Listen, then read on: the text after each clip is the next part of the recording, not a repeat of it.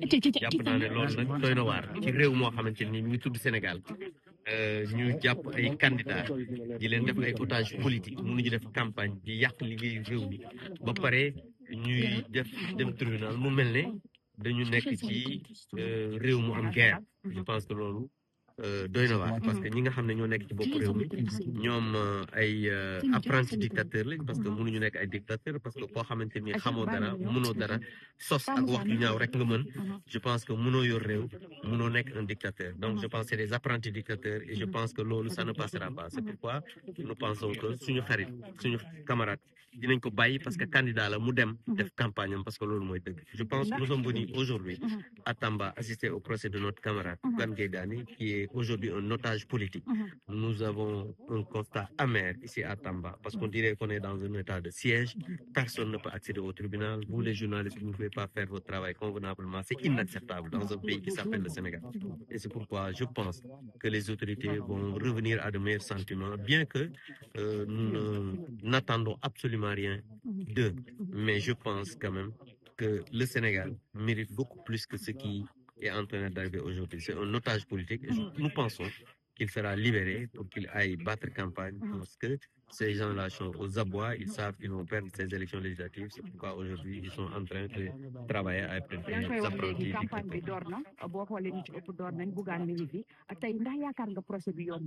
waaw mais dégg nga la procès moo waruloon am procès ci boppam moo warul am parce que otage politique la jàppewuñ ko dara ay caaxaan ñii duñu ay nitu dara ay nitu caaxaankat lañ te caaxaan nag mënoo ko yor di réew parce que réew mënoo nekk di nar di sos ba jël mënoo nar sos ba defar loolu mooy la vérité. Donc nous regrettons tout ce qui s'est passé. Nous regrettons aujourd'hui encore plus que jamais qu'on puisse disons, arrêter une personne qui n'a absolument rien fait, qui avait juste sollicité de pouvoir passer, aller à Bakel. Les derniers qui ont été, les vitres qui ont été achetées,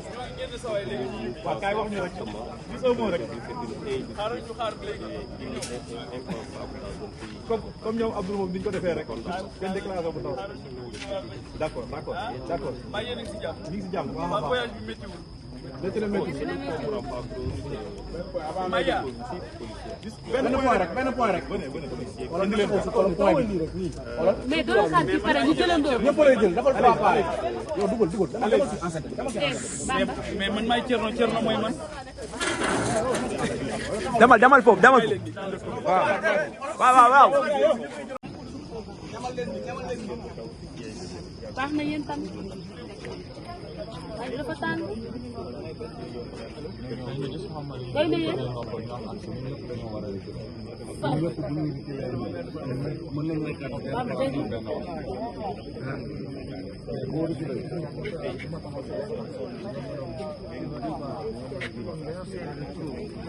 ba pare man maa koy doon wala kii laa may ñu taxaw pour mën a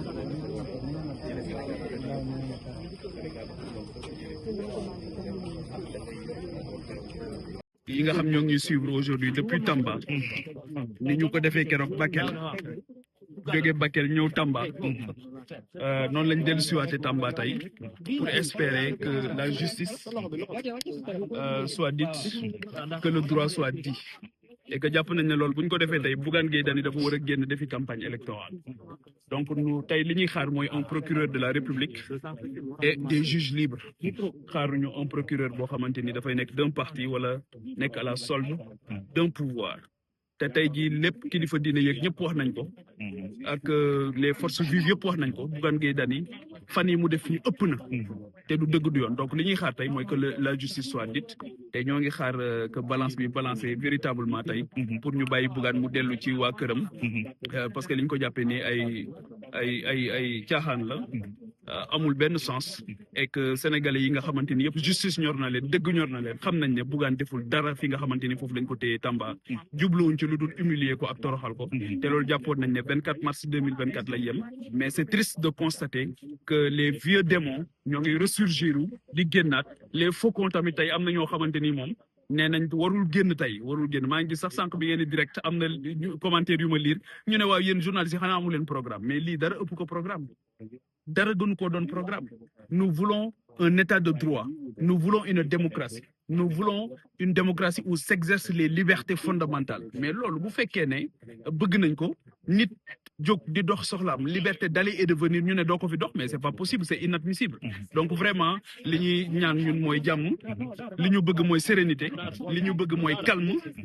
li ñu bëgg mooy ak dal mais jàpp nañ ne wax dëgg yàlla dinañu bàyyi Bougane mu dellu këram ñu continuer campagne bi période de campagne électorale ak élection c'est une fête de la démocratie et noonu lañ ko war a concevoir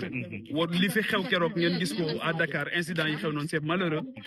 c'est criminel parce que ñëw fekk siège yu jàmbur nga taal ko kenn mënul comprendre lan la donc la violence n'a pas sa place en politique la violence n'a pas sa place dans une démocratie la démocratie la politique a été inventée pour lutter contre la violence donc mënoo inventer politique ba pare pour lutter contre la violence politique boobu di générer waat violence c'est parce que y a un échec quelque part la politique a été inventée pour lutter contre toutes les formes de violence dans l'espace public donc mënuñoo am politique mënuñoo créer politique ba pare pour policier l'espace public ba pare ñëwaat di am violence ça n'a pas de sens donc violence dafay yem fële ci jungle bi mala yi sax ña ngay trouver seeni consensus waxuma laa nag doomu aadama yi donc il faut qu'on fasse preuve de grandeur fasse preuve de dépassement il faut qu'on fasse preuve d'humilité bàyyi provocation yi ci politique parce que amul njëriñ le 17 novembre yàggatul sénégalais xam nañ ñi nga xamante ni jàppoon nañ ne lii dootuñu ko gisati ndax doole effort yi ñuy def tey Bougane Gueye Dany c'est quelqu'un du secteur privé tey jii sénégalais yi mobilisé wu yëpp pour ñëw fii tey Tamba mais ñu ci bëri tey jii seen liggéey dafay kii xoolal tey commerce bi nekkoon ci périmètre bi yëpp tey périmètre bi yëpp commerce bi fi nekkoon tey day tëj loolu kan moo leen koy fay est-ce que état moo leen koy fay du leen ko fay donc ce manque à gagner borom kër yi nga xamante ni ñoo nekk dans ce périmètre yëpp ñoom dañuy xëy amuñu amuñu fonds politique primature amuñu fonds politique présidence de la république ñoom li ñu am mooy xëy ci seen boutique ñu jox leen xaalis ñu wut lu ñu lew lu ñu mën a dundee dem jox ko seen njaboot donc vraiment il faut qu'on passe à ces Sénégalais qui sont déjà très fatigués loolu laa amoon lu may wax di ñaan aussi et je suis très confiant que inchallah dinañ bàyyi Bougane ñu ànd tranquillement poursuivre sunu bàyyi ko mu dem reposer ñaari fan su ko nangoo ñu poursuivre sunu campagne électorale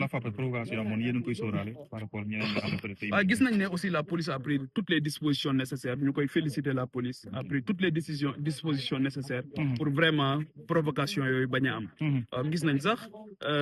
voilà yoo xamante ni amul solo mooy comme ñoo xamante ni par exemple bokk mouvance présidentielle jógee Dakar ñëw ba Tamba ne da nga bëgg a def ay contre manifestation te manifestation amul Bougane tey ay mbokk ma ñëw ay xarita ma ñëw ñi mu àndal di liggéey ñoom ñoo ñëw pour assister ko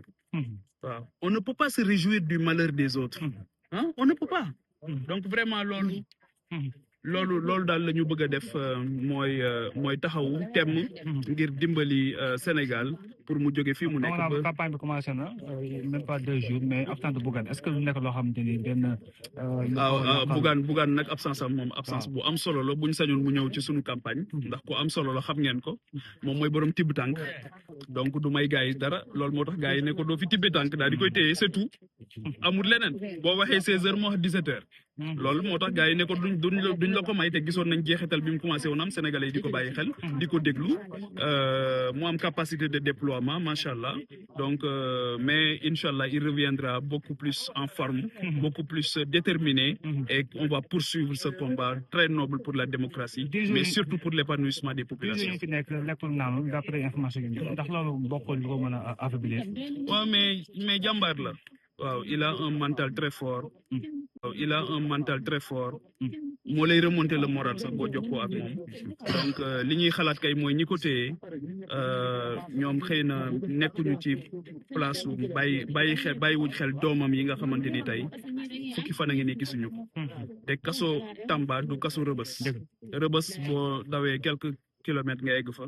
waaye Tamba dafa sori pour seet si fi nit c'est extrêmement difficile voilà donc ñoom fi ñu jaar ba agsi fii ñu agsi tey waruñu woon a xalaat jaarale fa keneen voilà donc daal mais surtout maa ngi leen di remercier la presse qui s'est beaucoup mobilisée vraiment pour ñëw retransmettre li nga xamante ni moom moo fi xew ma gis ni ngeen ko doon defee démb noonu ngeen koy defee tey donc pilier bu essentiel ngeen ci démocratie maa ngi leen di féliciter bu baax di leen gërëm di leen jaajëfal tamit ci seen taxawaay et je suis fier de le dire parce que ci yéen la bokk. Merci beaucoup. Merci beaucoup.